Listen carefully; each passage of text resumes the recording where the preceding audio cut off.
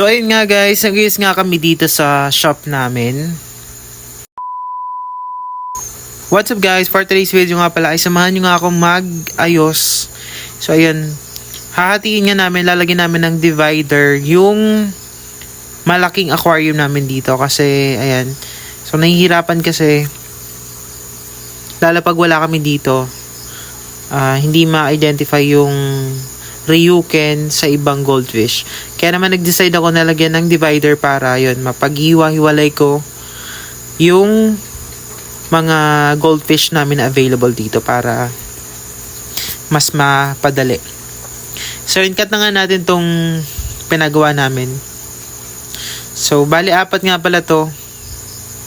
Kasi yun, para dun sana to sa ilalim sa mga koi. Pero yun nga lang is, mas malaki pala yung nasa ilalim na aquarium. So, akala namin kasi ay magkasing size lang to. So, ayan. Ang location nga pala guys ng shop namin ay sa Sitio Paradahan, Manggalang, Bantilan, Sariaya, Quezon. Kaya naman kung malapit kayo dito sa amin ay pwede nga kayo pumunta kasi bukas nga yung shop namin from Monday to Sunday, 8 a.m. to 10 p.m. ng gabi. Ayun, madami nga rin kami ditong iba't ibang klaseng isda guys.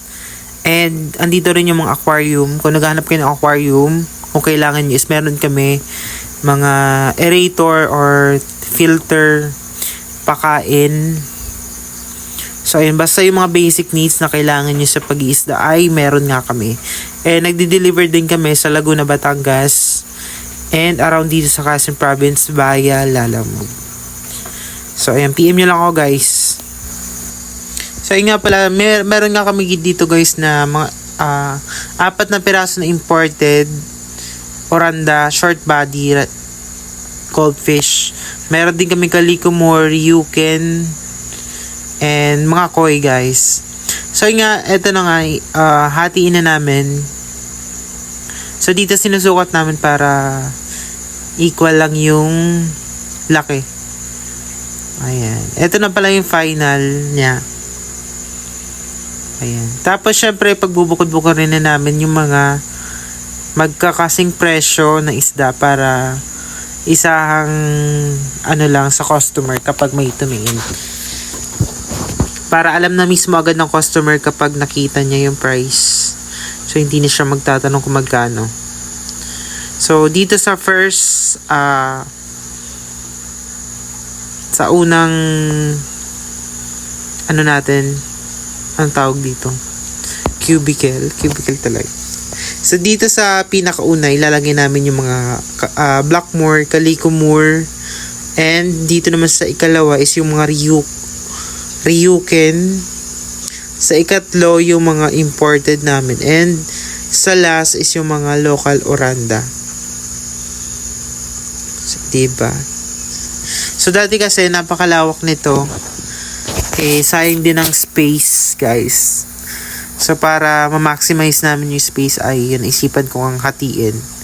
So bali dun sa ilalim yung mga koi ay talagin ko din siya ng divider. Paghiwalayin ko yung mga long fin sa regular koi sa hindi mahaba yung palikpik.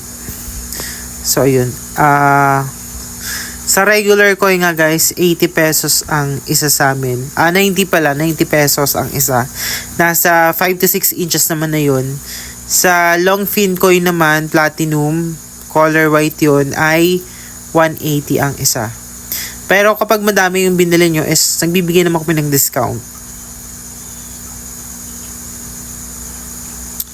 Ayan. So, try nyo rin guys mag-isda kasi nakakatanggal siya ng stress. Nakakalibang, promise. Ayan. So, eto na nga siya guys.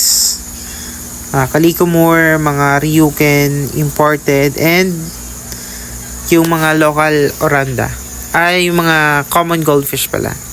Sorry. So, yun lang. Thank you for watching.